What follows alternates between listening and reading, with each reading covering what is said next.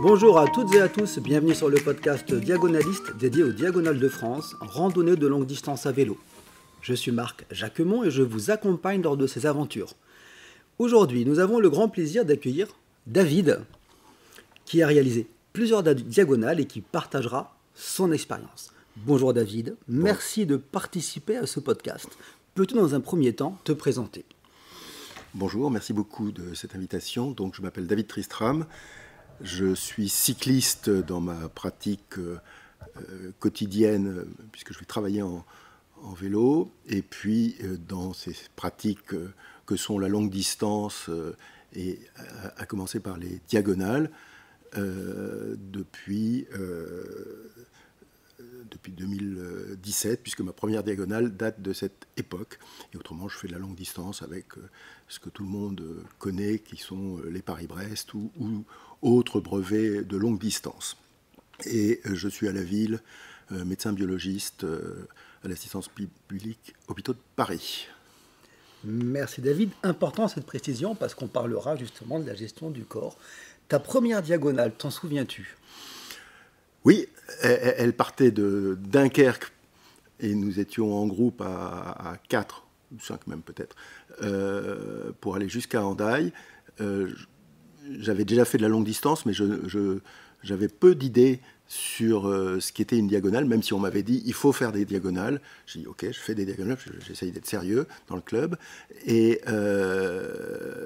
on est parti un petit matin de Dunkerque pour faire une première grande étape qui arrivait, non pas en région parisienne, mais non loin.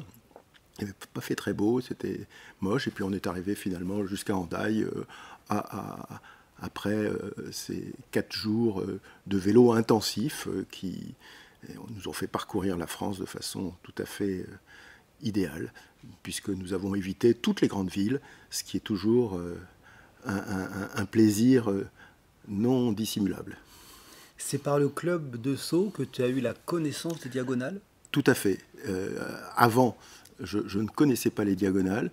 C'est en arrivant au club de saut que très vite, un certain nombre de cyclistes, dont Pierre Barthes, m'ont parlé des diagonales. Autant j'avais entendu parler des longues distances de type Paris-Brest-Paris de façon très ancienne, quand je m'entraînais dans les années 80 au polygone de Vincennes, le soir, je rencontre un cycliste qui me dit je m'entraîne pour le Paris-Brest. Je dis qu'est-ce que c'est que cette affaire-là ? Et bon, j'ai compris. Et puis j'ai mis près de 30 ans avant de la faire, en 2015. Et donc voilà, le club de saut est très investi depuis toujours dans les diagonales, avec plein de cyclistes qui en ont fait soit beaucoup, soit moins.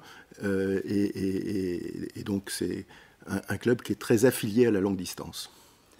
Tu as fait 6 diagonales en tout. Qu'est-ce qui, après la première, t'a poussé à continuer ? Qu'est-ce qui t'a plu dans cette première diagonale ? C'est probablement d'une part le côté extraordinaire de traverser la France avec juste ses jambes et sa tête, ce qui est une expérience quand même qui est singulière. Pour la plupart des gens, on est pris quand même pour des gens un peu bizarres. C'est, même si ça fait un peu tarte à la crème, se dépasser, faire un peu au-delà de ce qu'on est capable de faire, car c'est une épreuve difficile. Et donc, je me suis dit, il y en a 9, il faut que je fasse les 9. Donc, je ne suis pas encore à 9, mais je compte bien y arriver.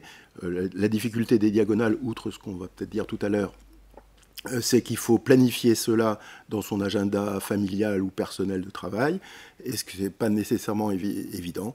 Donc voilà pourquoi, bien que j'ai commencé en 2017, on est en 2025, j'aurais pu, même à raison d'une fois par an, les faire toutes, et force est de constater que ce n'est pas le cas.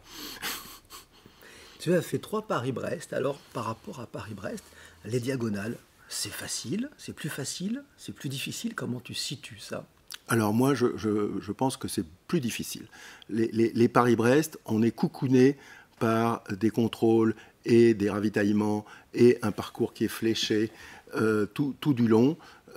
Donc c'est d'une certaine façon, on est poussé et puis avec beaucoup de cyclistes. Et on n'est vraiment pas en autonomie. La diagonale, la difficulté, c'est qu'on est en autonomie totale, qu'on la fasse seule ou à quelques-uns, qu'il faut évidemment trouver où manger, où dormir, et planifier ça à l'avance, et également créer le parcours, puisque les seules contraintes, c'est d'aller du point A au point B. Alors certes, on dépose, les règles sont tout à fait sophistiquées, et il faut indiquer en avance où seront les contrôles. Mais la difficulté, c'est quand même de faire un parcours qui soit faisable, et on est en autonomie. Donc l'autonomie, c'est toujours plus difficile que quand on n'est pas en autonomie, parce que, pour des raisons évidentes. Tu as indiqué une diagonale, c'est relier un point A à un point B avec la tête et les jambes. Sur la longue distance, c'est quoi l'important? C'est la tête ou c'est les jambes? Alors c'est les deux. Et évidemment, il faut être un peu entraîné. Et encore, je ne me suis jamais entraîné pour les diagonales, si ce n'est le vélo quotidien pour les travailler et les sorties du dimanche de club. Mais c'est surtout la tête. C'est-à-dire qu'il faut avoir le mental pour aller jusqu'au bout.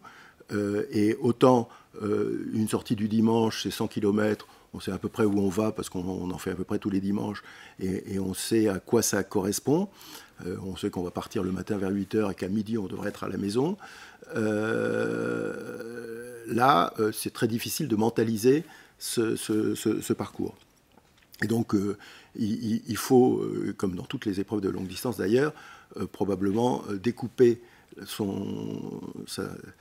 cette diagonale en des tronçons qui sont mentalement schématisables. C'est-à-dire, en gros, ceux dont on a l'habitude, c'est-à-dire une centaine de kilomètres, voire moins. Si on les découpe dans ce qu'on fait quotidiennement, on sait très bien comment on gère. Et donc, c'est un objectif facile à avoir. Alors qu'un objectif de 1000 kilomètres, ça ne veut rien dire. On ne sait pas ce que ça veut dire mentalement.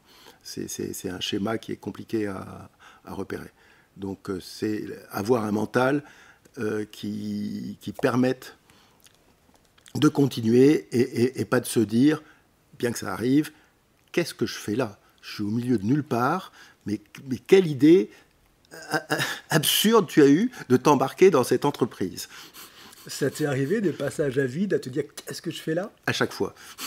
Et à chaque fois, et en particulier, on n'a qu'une vie, le temps est court, et on se dit, mais tu passes 4 jours de ta vie à tourner des pédales, à voir certes des paysages formidables, mais pourquoi quoi? Tu pourrais faire des choses plus intéressantes, c'est lire des livres, t'occuper de ta famille, bref, dans quoi tu t'es embarqué? Donc oui, évidemment, ça arrive.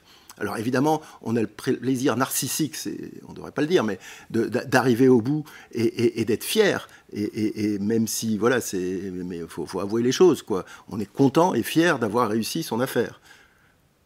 Donc, voilà. Et dans ces moments de qu'est-ce que je fais là, c'est quoi tes leviers pour continuer? Et bien justement, c'est le découpage en portions de 30 km, parce que voilà, on le fait tous les jours, on sait à quoi ça correspond, donc on sait qu'on va y arriver. Donc tu découpes ton étape de à peu près 280-300 km en plusieurs petits objectifs atteignables. C'est-à-dire le contrôle, la ville machin, etc. Je sais qu'il y aura une boulangerie un peu plus loin, je sais que, etc. Ou la cerise sur le gâteau, je vais aller dormir. Parce que dans la difficulté des diagonales, le temps est contraint, tout le monde connaît les règles, et le temps contraint fait qu'on ne va pas faire des nuits de 12 heures, on va faire des nuits un peu plus courtes. Et donc nécessairement se réveiller à 3-4 heures du matin, ce qui n'est pas normal, sauf pour les insomniaques, et donc il faut un peu se faire mal de ce côté-là, quoi. Quand son fichu téléphone sonne à 3 heures ou à 2 heures du matin et qui te dit bah là c'est fini, tu vas plus dormir, c'est difficile. Et qu'on part, on a en général dans les hôtels pas de petit déjeuner à cette heure-là, et on part le ventre un peu vide, dans le froid, la nuit, faut avoir un peu de volonté quand même. C'est quoi ta journée type d'une journée de 280 pour toi? L'idéal, c'est partir à quelle heure et arriver à quelle heure? Alors, le monde idéal qui n'arrive pas toujours parce qu'il y a de temps en temps des ennuis, c'est effectivement de partir vers 4 heures du matin et arriver gentiment vers 19h, 18-19 heures, en ayant roulé tranquillement, sans trop de pause. Le temps, quand on arrive, de prendre une douche, de manger confortablement dans le resto du coin ou de l'hôtel, et de dormir très vite. C'est-à-dire de ne pas faire autre chose, pas aller sur les réseaux sociaux, machin, tout ça n'est totalement inutile. Hein. En gros, on est comme des bébés, hein, il faut manger, dormir. Tes diagonales, les 6, tu les as réalisées en groupe, à plusieurs ou en solitaire? Alors les deux. Les premières, probablement qu'il est indispensable d'être coaché pour les premières, pour apprendre justement toute cette mécanique de réveil tôt, journée très concentrée sur le vélo, pas d'arrêt, on ne va pas visiter des musées parce que c'est l'occasion, on n'a pas le temps, et donc on se consacre à son effort. Faire 280, 300 km par jour, c'est quand même... Et plusieurs jours de suite. Une seule fois, ça va, mais enquiller plusieurs jours à ce rythme, c'est quand même pas facile. Et il faut, du coup, être vraiment très sérieux dans son épreuve. Et c'est pour ça qu'on ne peut pas en faire. Et je suis très admiratif de ceux qui en font plusieurs, les unes les autres, comme le fameux Eddy. Tu les préfères en solitaire ou tu les préfères à plusieurs? Oui, alors du coup, je n'ai pas répondu à la question solitaire. C'est très difficile de répondre. Il y a des avantages et des inconvénients indéniables dans chacun des modes. Le mode en groupe permet d'avoir un moteur du groupe pour être homogène dans son effort, mais forcément, on n'est pas tous fabriqués pareil, et il y en a qui veulent beaucoup s'arrêter, d'autres moins, et donc il faut concilier, et puis on n'a pas envie de se fâcher, et donc on essaye, dans une subtile négociation, de faire au mieux, alors que solo, évidemment, on fait ce qu'on veut, mais avec le risque que, évidemment, on fasse des bêtises, c'est-à-dire que mentalement, on se mette à sortir un peu des rails et à rater des choses, des arrêts qui ne vont pas, ou des chemins, tout bêtement, de rater son chemin. Quand on est à plusieurs, on a a priori plusieurs navigateurs GPS, et du coup, la petite route, même si on fait un détour de 500 mètres, y a quelqu'un qui va dire « Oula, on est sorti ». Et voilà, donc... mais ça a quand même des avantages indéniables. Donc les premières, je pense qu'il faut les faire à plusieurs. Celles d'après, on peut les faire volontiers solo. Et celles encore d'après, comme on a un peu de bouteille, il faut instruire les nouveaux dans la pratique de l'expérience qu'on a pu acquérir à cette occasion. Ok, c'est la transmission. Je pense, oui. Quand tu vas avoir un gros coup de mou, comme ce qu'on disait avant, mais qu'est-ce que je fais là? Vaut mieux l'avoir tout seul ou à plusieurs? À plusieurs, évidemment, parce que à plusieurs, on ne s'autorise pas à verbaliser ce genre de choses. Et donc, bon, on finit par oublier. Seul, on peut commencer à être un peu obsédé par l'affaire. Donc, voilà. Voilà. Mais donc, ces longues distances endurantes, c'est quand même pas beaucoup dormir et rouler quand même de nuit. Et c'est pour ça que si on s'arrête vers 18-19 heures, ça va. Quand on roule toute une nuit, ce qui est aussi une autre approche, en faisant des très grosses étapes, puis des étapes plus courtes, c'est s'exposer à dormir sur son vélo, ce qui m'est arrivé plusieurs fois. Alors pas pendant des diagonales, mais c'est équivalent, et avoir des hallucinations. Donc les prémices, on les voit venir en général assez vite. Et donc, quand on est nouveau dans ce genre d'affaires, on croit qu'on va pouvoir, en restant mentalement éveillé, passer le cap, et en fait, c'est pas vrai. On ne passe pas le cap. Quand le corps dit « ça suffit », il faut t'arrêter pour dormir, il faut respecter ce que le corps dit. Et donc, il faut s'arrêter. Et quand on est en groupe, on est dans l'obligation de dire aux autres « je suis désolé, là, je suis obligé de m'arrêter ». Alors que quand on est solo, on est également obligé, mais on s'arrête. Et quand le corps te dit stop, il faut t'arrêter, tu fais quoi? Tu fais une micro-sieste? Ça Je marche, ce m'arrête. concept? Je m'arrête au premier endroit où je peux m'allonger n'importe où.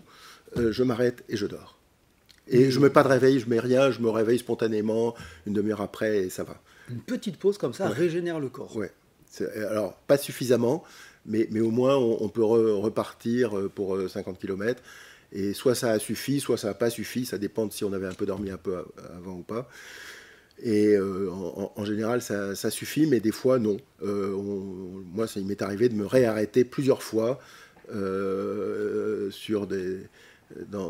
des arrêts de bus ou là où je trouvais pour dormir parce que je titubais, quoi. Je roulais. D'abord, on le voit sur son compteur, on roule à 12 à l'heure, on n'est plus capable de pédaler. Et c'est pas parce qu'on n'a plus d'énergie, hein, c'est qu'on est vraiment fatigué. C'est une expérience de diagonaliste, ça, ou de participant à Paris-Brest? Alors, en diagonale, ça m'est arrivé en brevet. Alors, c'est une diagonale que j'avais fait avec Denis Scala, et je m'endormais sur mon vélo. Et puis j'avais des hallucinations absolument extraordinaires. Sur un brevet de 400 de nuit? De 400 de nuit, et sur une diagonale aussi, ça m'est arrivé. Pourtant, la diagonale, tu roules la journée, et malgré ça... Non, parce que là, on avait justement fait le choix de rouler toute la nuit. La première étape... On partait le matin, et on avait un hôtel le lendemain soir. C'est quelque chose que tu referais? Non. Que tu conseillerais de faire? Non, je ne conseille pas. Enfin, moi, à titre perso, dans ma physiologie, je ne le conseille pas. Mais force est de constater que la plupart des gens, en particulier sur le Paris-Brest, sans qu'il ait 600 km jusqu'à Brest, sans coup férir, et ne vont dormir qu'à Brest. Moi, je dors bien avant. Bon, après, Paris-Brest, tu as tellement de quantité de cyclistes qui galvanisent aussi. Oui, mais même avec les autres cyclistes, on est en fait assez vite seul. Je m'endors. Quand tu fais 15 heures par jour sur ton vélo, plusieurs jours d'affilée, tu développes des douleurs, fesses, cervicales, mains, toi, tu n'as rien du tout? Moi, j'ai rien du tout, j'ai de la chance. J'ai ni mal au genou, ni au dos, ni nulle part. Eh bien, grande chance, effectivement. Autant j'ai la malchance de m'endormir, si j'ose dire, mais par contre, mon locomoteur me porte bien. Alors justement, pour préparer une diagonale, comment tu t'entraînes? Alors, je m'entraîne en roulant toute l'année. D'une part, je fais le fameux dodécodax qui permet de faire un 200, j'en suis à mon 100e, Covid à part, où j'ai dû m'arrêter, bien que j'aurais pu les faire puisque j'avais un sauf-conduit. Quoi qu'il en soit, donc ça me laisse entraîner toute l'année.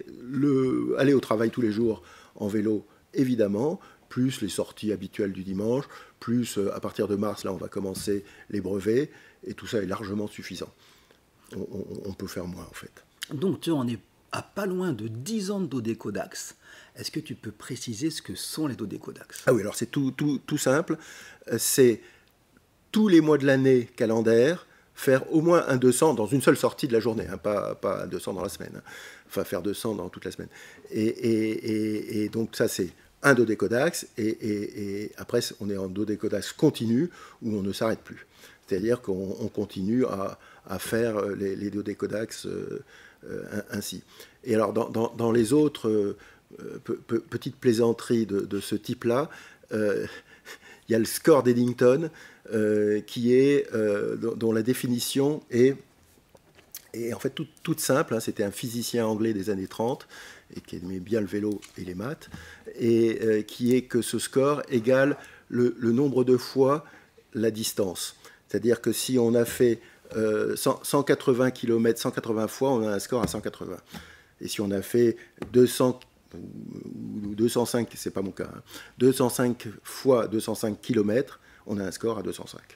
Donc là, tu devrais... Là, je suis à 180, presque 190. 190, 200. Ouais. Non, pas 200, 190, parce que si j'ai fait 195, donc je ne suis pas à 190, je crois que je suis à 188, un truc comme ça. D'accord. Pas mal.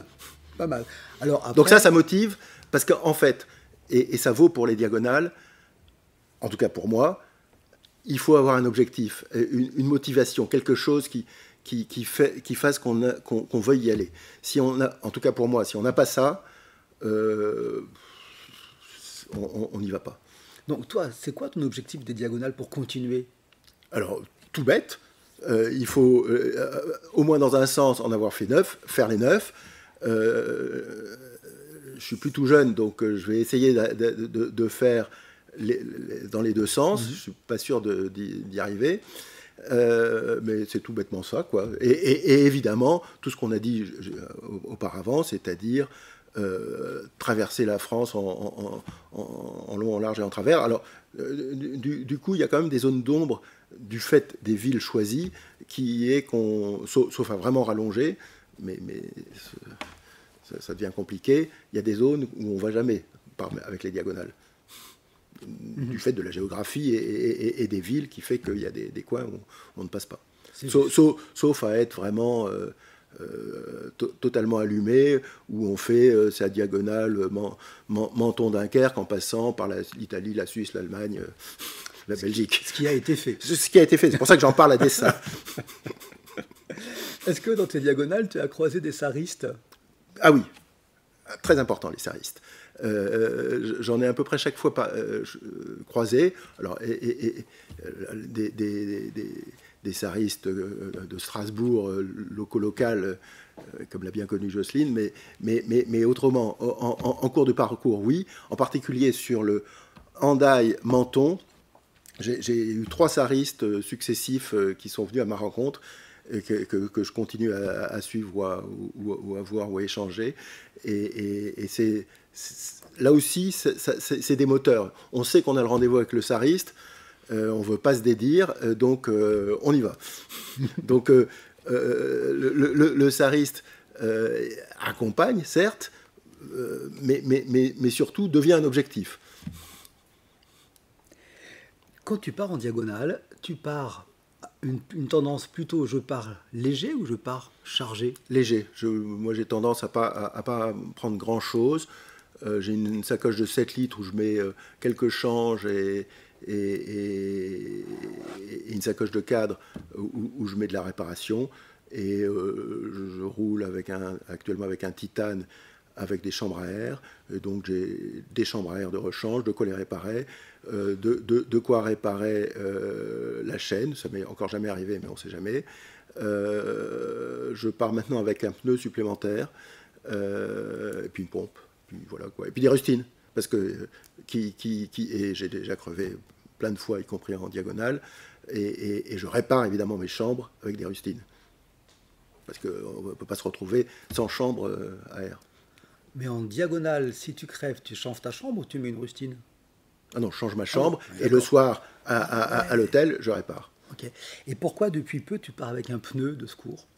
Parce que avec Pierre Barthes, il a déchiré son pneu, et puis ça a failli m'arriver, et quand on a le pneu déchiré, on est embêté. Et c'est pas très lourd un pneu, on peut le fixer au cadre, et du coup, voilà. Okay. On parlait de diagonale, les saristes, le plaisir que tu as. Pourtant, ces randonnées sont assez peu connues. Comment ça s'explique pour toi? C'est peu compréhensible. Ça devrait être l'avenir, et c'est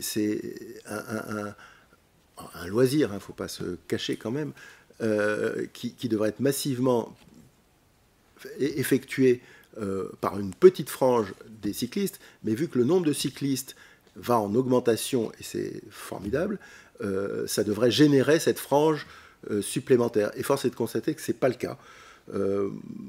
Alors, peut-être que dans l'idée des gens et des jeunes gens, c'est un truc de vieux, peut-être, j'en sais rien.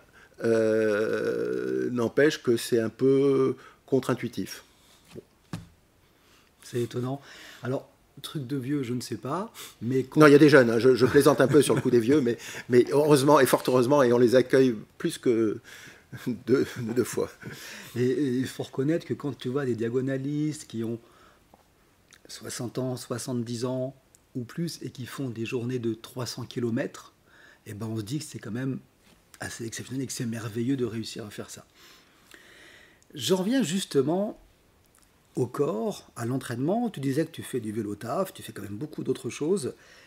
Tu t'entraînes spécifiquement avec des respects de zone 1, zone 2, de fractionner, tout ça, c'est important ou Alors, pas? oui, c'est tout à fait important. J'ai jamais fait de course, c'est pas mon truc. Et du coup, j'ai essentiellement fait de la zone 2 qui convient totalement aux diagonales. Et il se trouve que l'être humain est fabriqué pour ça. De façon très ancestrale et avant l'Anthropocène, les fameux chasseurs-cueilleurs devaient, pour manger et donc chercher à la fois des baies, des agrumes et tout ce qu'on veut, et puis surtout de la viande, aller très loin autour de chez eux et donc s'embarquer dans des très grandes, j'appelle ça des randonnées, mais ce n'est pas des randonnées, je ne sais pas comment ça s'appelait, pour chasser, et en particulier avec cette capacité par rapport aux félins qui sont très efficaces, qui vont très très vite, de courir après, enfin de courir, de poursuivre des animaux en les épuisant. Parce que l'être humain a cette capacité d'endurance qui est intrinsèque à son fonctionnement depuis que les primates, c'est-à-dire en gros depuis 2 millions d'années, existent. Je ne parle même pas encore des Homo sapiens. Et donc on a cette capacité physiologique de brûler du gras, avec au lit quand même de glucides, il faut quand même des glucides en même temps, pour générer notre énergie dont la source lipidique est quasi infinie. On a une réserve lipidique de 70 ou 75 000 kilocalories, c'est-à-dire largement plus qu'une diagonale. Une diagonale, et on mange pourtant, c'est 20 000 kilocalories. Ça doit dépendre un peu de la physiologie des uns et des autres, en plus de son métabolisme basal. Et donc on a de la réserve puissante pour le faire, et notre physiologie et nos producteurs d'énergie, que sont les mitochondries, qui sont des entités tout à fait particulières qui produisent l'ATP, qui est la monnaie énergétique du corps pour fournir de l'énergie, en particulier aux muscles, sont constitués de façon très efficace pour faire ça. C'est d'ailleurs une histoire amusante. Je prends ma casquette de microbiologiste. Ce sont des rickettsi, qui sont des toutes petites bactéries intracellulaires qui sont en symbiose depuis très très longtemps au sein de nos cellules d'eucaryotes et qui sont dédiées à cette production d'énergie et ont probablement eu des modifications du code génétique, qui n'est pas le code génétique universel de toutes les cellules, pour s'adapter de façon un peu darwinienne à la production d'énergie. Et tous les êtres vivants les ont, mais l'être humain en particulier a cette capacité à être tout à fait efficace. Et pour revenir à la question d'entraînement, il se trouve que la zone 2 d'entraînement, dont je rappelle que c'est en gros pouvoir rouler à bonne vitesse sans être essoufflé, permet de fusionner les mitochondries pour les rendre encore plus efficaces. Et faire un peu de fractionné est aussi utile parce que ça va permettre une fission des mitochondries un peu vieilles et un peu inefficaces et de les éliminer. Et donc, en fait, physiologiquement, cet entraînement qu'on a spontanément, où on s'est dit tiens, ça a l'air de marcher, ça repose sur un support de physiologie et de mécanique cellulaire. D'accord. Alors, je reviens un tout petit peu sur la zone 2. Tu dis rouler à une bonne vitesse sans être essoufflé. Est-ce que tu peux préciser un petit peu comment je sais que je suis en zone 2? C'est vraiment ça? C'est de la balade soutenue? C'est quoi? C'est de la balade soutenue. C'est une fréquence cardiaque qui ne monte pas dans les tours, c'est-à-dire au-delà de 140. Et puis c'est tout simplement pouvoir parler, mais rouler quand même à 20-25. Hein. C'est pas rouler à 15 à l'heure pour aller acheter le pain à côté de chez soi. Hein. C'est rouler de façon efficace, en plat, j'entends, et on sort de la zone 2 en général quand il y a des bosses, et en général sur un parcours de diagonale, on échappe rarement à quelques cols. Donc c'est normal. Donc là, on va être probablement un peu plus essoufflé, ou en tout cas rouler moins vite et rester dans la zone 2. Mais on essaye de faire un mixte des deux. Il faut être régulier avant. Il faut être régulier. Enfin, en tout cas, moi, c'est comme ça que je fais. Alors, tu parles de zone 2, on parle de fréquence cardiaque. Toi-même, tu as une ceinture cardio, tu suis tes pulsations quand tu roules? J'ai toujours une ceinture cardio avec moi. Et sur mon compteur, dans le paramétrage, je veille à ce que la fréquence cardiaque soit affichée en même temps que la vitesse moyenne et la vitesse totale, plus quelques paramètres supplémentaires qui sont la pente, en fait.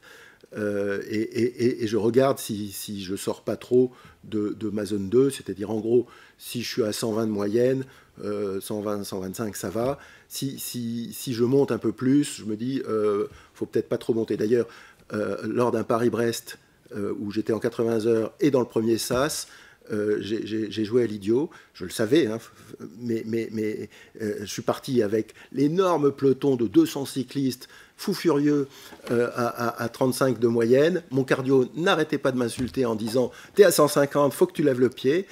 Je ne l'ai pas vraiment payé, mais clairement, c'était une idiotie. Alors, j'aime bien cet exemple parce que c'est assez régulier. J'entends souvent « Je suis parti trop vite à Paris-Brest, après j'étais cramé ». Pourtant, avant de faire du long, on sait qu'il faut le partir lentement. Pourquoi on n'y arrive pas? Parce que l'hubris est là. Donc la zone 2, tu la connais, tu sais qu'il faut être à l'aise, ne pas être essoufflé. Pourtant, tu regardes quand même tes pulsations. Oui. Hein, parce que c'est plus objectif que le ressenti, peut-être. C'est très difficile de savoir à quelle fréquence cardiaque on est spontanément. En tout cas, moi, je ne sais pas faire. Et quand sont apparus, c'est au moins il y a 30-35 ans pour moi, les premiers cardiofréquencemètres et que j'ai vu que j'étais à 100 alors que j'étais tout bien au polygone de Vincennes, en l'occurrence, j'ai été épaté. Ok. Alors je continue dans cette même veine. Tu m'as indiqué que tu as 63 ans, tu fais de la longue distance. Est-ce qu'il faut faire un test d'effort ou pas? Alors, tous les docteurs disent qu'il faut en faire, et j'en ai fait. Donc oui, il faut faire un test d'effort, car il ne faut pas passer à côté de malformations cardiaques ou de coronaires un peu abîmés, et de risquer la mort subite qui arrive très régulièrement. En particulier chez le sportif qui en fait un peu trop, qui ne se connaît pas bien, et on a des exemples... mais partout, hein, et y compris au club, on a eu des exemples de mort subite. Donc oui, il faut évidemment qu'un cardiologue, plus ou moins / pneumologue, etc., jette un coup d'œil, ou orthopédiste, ou médecin du sport, tout bêtement, jette un coup d'œil, parce que même si c'est rare, c'est quelques pourcents qui sont dans ce cas-là, il faut pouvoir les détecter et leur dire attention, etc. Donc oui, il faut faire une épreuve d'effort. L'objectif n'est pas forcément de connaître sa fréquence cardiaque maximum, mais c'est plutôt de voir l'état du cœur, c'est ça? Oui, alors évidemment, si on sait qu'on a une bonne VO2 max, machin, on est ravis, mais c'est surtout le point de vue médical de ne pas passer à côté d'une catastrophe. Très bien, c'est important comme point. Quels sont tes projets futurs? Alors, cette année, mon gros objectif, c'est Londres-Édimbourg-Londres, que j'ai déjà effectué en 2022 à cause du Covid. Ils resynchronisent, donc ça fait que 3 ans, mais voilà. Donc ça, c'est mon gros objectif. Avec, du coup, les Anglais sont très pragmatiques. J'aime bien les Anglais de ce point de vue-là. Il n'y a aucun brevet qualificatif comme le Paris-Brest. Ils disent, si tu es inscrit là, c'est que tu t'es senti assez malin pour y arriver. Force est de constater que ce n'est pas toujours vrai. Mais donc, du coup, je vais faire les brevets comme le Paris-Brest équivalent. Donc là, outre le Dodécodax, je vais faire le 200 de la CP. Et puis là, je viens de m'inscrire à un 200 dans l'Est parisien la semaine prochaine. Plus le 200 de Sceaux, qui est le premier 200 BRM. Et après, je vais enquiller sur 300, 400, etc. Je vais faire un 1000 aussi. Probablement le 1000 de Chartres qui va dans le nord, là, du côté de la Belgique, et qui passe par Dunkerque, parce que j'ai besoin d'un 1000 pour le randonneur 5000, que j'ai raté l'année dernière, parce qu'un ragondin a été explosé mon dérailleur, et donc j'ai abandonné en race campagne à 400 km. Ah, c'est rageant. Bah, c'est la vie. En tout cas, voilà de très belles perspectives. Et après, on advienne ce que pourra. Nous allons arriver au terme de ce podcast. As-tu envie d'ajouter d'autres choses qui te semblent importantes pour longue distance sur les diagonales? Je dirais ce que j'ai un peu dit, aller dans un club de la Fédération de cyclotourisme qui a un petit peu la fibre des longues distances et donc des diagonales. Il y a environ 250-300 diagonalistes en France, donc on doit en trouver à peu près partout. Et puis les clubs, ils vont vous apprendre tout un tas de choses que vous pensez savoir parce qu'on se sent toujours très fort. En fait, on apprend toujours des autres. Donc le partage. Un dernier point que j'ai oublié, fin de diagonale égale faire un compte-rendu, faire un récit, c'est important? Effectivement. On a parlé un peu de l'avant, de l'épreuve elle-même et pas de la sortie d'épreuve. Alors la sortie d'épreuve, il y a toujours une petite redescente. Hein, outre la physiologie où il faut beaucoup manger, se réhydrater, remettre les niveaux en ion comme il faut, c'est effectivement faire le compte-rendu et c'est sortir de cette ambiance, de cette parenthèse un peu extraordinaire que sont les 3-4 jours de la diagonale. Et donc, il y a les obsessionnels qui font tout de suite le compte-rendu, puis les moins obsessionnels comme moi qui le font un peu après, mais alors du coup, il faut un peu se souvenir. Mais c'est un exercice littéraire intéressant qui, dans le petit diagonaliste, est repris pour partir. Alors, on est toujours à l'affût de savoir est-ce qu'un bout de mon compte-rendu va être repris. C'est le Graal. Donc voilà. Merci beaucoup, David, en tout cas, d'avoir partagé ton expérience sur la longue distance, sur les diagonales. Ton retour sera précieux, j'en suis convaincu. Merci à tous nos auditeurs de nous avoir rejoints. N'hésitez pas à nous envoyer un email à diagonaliste@gmail.com si vous avez des questions, des suggestions ou bien sûr une diagonale à partager. Encore une fois, je vous remercie beaucoup pour les nombreux commentaires d'encouragement que je reçois, qui sont très importants pour moi pour continuer à faire vivre ce podcast. Merci beaucoup David, au revoir. Merci,